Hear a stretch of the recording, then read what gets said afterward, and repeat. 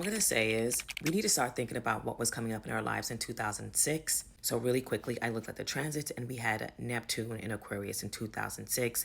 Now today in 2026, we have Pluto in Aquarius. Also, Chiron was in Aquarius in 2006 as well. Not to mention, in 2006, we had Saturn in Leo, and in 2026, we have Jupiter in Leo. In both years, we had a major planet move from a water sign into a fire sign. For example, this year, we had Jupiter move from a water sign to a fire sign, which is from Cancer into Leo. In 2006, we had Jupiter move from Scorpio into Sagittarius, a water sign into a fire sign. And what this really means is some major expansion is coming via transformation. It is true rebirth and also a phoenix effect happening simultaneously.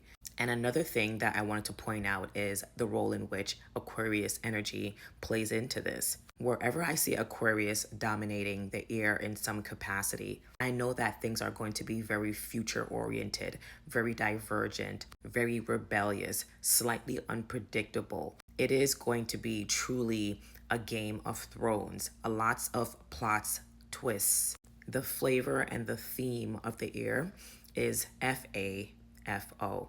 Now, for women, it's truly a time of them rising, because both times, wherever I see women being different or the air is very rebellious, we're going to see the rise of divergence. And this is not just only a thing with women, but we'll see smaller minorities change. It is the time of the people that you didn't see coming rising. It is almost like, in a way, the universe creating space for the things that were often the honorable mention, but never the main character. There's also this polarized spectrum, because in a way, I find Aquarius energy to be like the new Leo or the rising Leo of the times.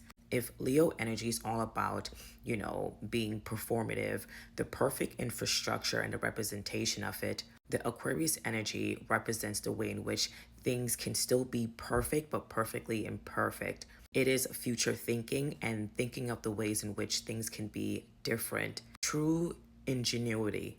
So another reason why I place emphasis on the Aquarius energy. So while back then we had Neptune in Aquarius, which was changing and shifting the way in which media was shown, or the image or the mirage was held up.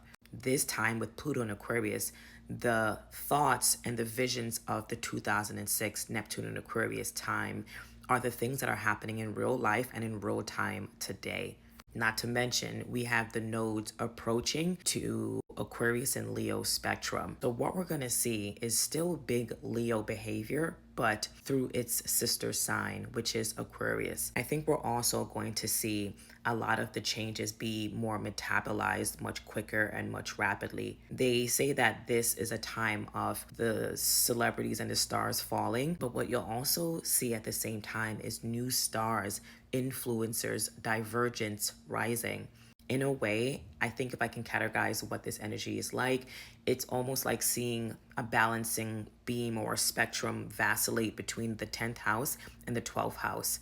Leo is very 10th house behavior, and I find the 12th house to be very Aquarius coded.